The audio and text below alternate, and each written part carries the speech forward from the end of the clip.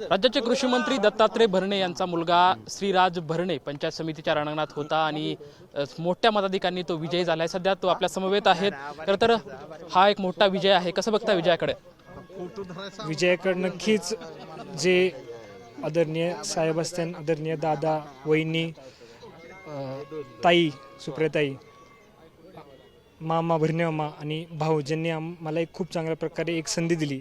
नक्कीच या संधीचं सोनं मी करेन। कष्टकरी मायबाप जनतेने, शेतकरी वर्गाने खूप चांगल्या प्रकारे मला प्रतिसाद दिला। नक्कीच पंचायत समितीच्या माध्यमातून जे थेट लोकांपर्यंत जे विविध पॉलिसीज आहेत लोकांपर्यंत पोहोचवण्याचं मी नक्कीच काम करेन। खरं तर पुणे जिल्हा परिषद पंचायत समितीमध्ये राष्ट्रवादीला अभूतपूर्व यश मिळतंय, पूर्ण जागेवर आहे। खरं तर राष्ट्रवादीच्या जागा विजयी होताना मिळते, पण एकीकडे विजयाचा आनंदाचा भावना खरं तर मनात आहेत, पण मात्र दुसरीकडे पण एक दुःख आहे की दिवंगत नेते अजित पवार या सर्व यश पाहण्यासाठी हयात नाहीत। नक्कीच आदरणीय दादा आज आपले नाही आहेत, ते जर असते तर नक्कीच त्यांना खूप आनंद झाला असता। खरं ते आपण बघतो की खूप चांगल्या प्रकारे आज जिल्ह्यामध्ये खूप चांगल्या प्रकारे आज पक्षाचा एक राष्ट्रवादी पक्ष, काँग्रेस पक्षाचा खूप चांगल्या प्रकारे आज निकाल लागलेला आहे। नक्कीच आम्हाला आनंद पण तेवढाच होतो आणि एक दुःख पण आहे, कारण की जर ते असते तर नक्कीच आपल्याला माहिती आहे की त्यांचं एक विजन आणि त्यांच्या विजनवर त्यांनी केलेलं कार्य, त्यांचं जे काम आहे त्या कामावर आमचा पक्ष नक्की खूप चांगल्या प्रकारे काम करणार आहे। खरं तर कोणतं विजन घेऊन तुम्ही मतदारांसमोर गेला होतात आणि त्या विजनमुळे मतदारांनी तुम्हाला विजयाचा कौल दिला असेल असं वाटतंय? विजन एकतर स्कूलिंग असतील, झेडपी स्कूल असतील किंवा इतर जे हेल्थ जे प्रॉब्लेम्स आहेत तर नक्कीच लोकांपर्यंत जे विविध पॉलिसीज जे पंचायत समितीच्या माध्यमातून आपण बघतो की गव्हर्नमेंट खूप पॉलिसीज आहेत लोकांपर्यंत, जे घरकुल योजना असेल किंवा इतर काही योजना असतील तर लोकांपर्यंत ते मी एक कनेक्ट करण्याचं काम नक्कीच करेन।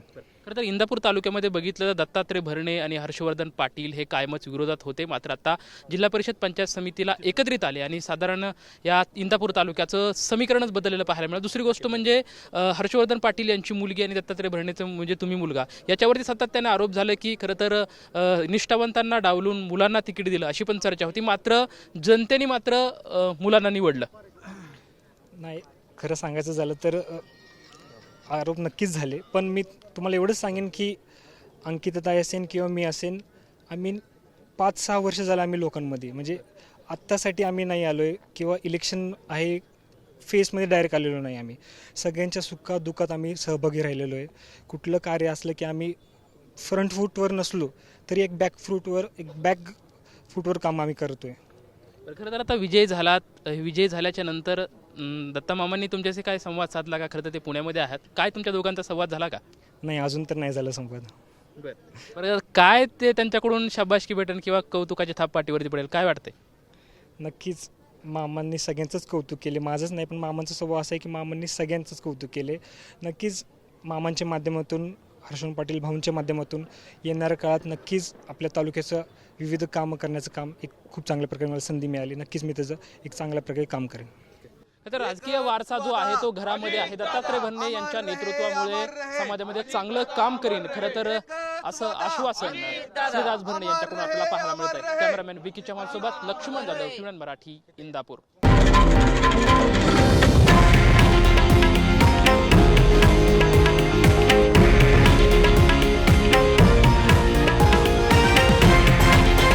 हे आहे देशातील नंबर 1 न्यूज नेटवर्क आणि आपण पाहत आहात TV9 मराठी, एकमेव।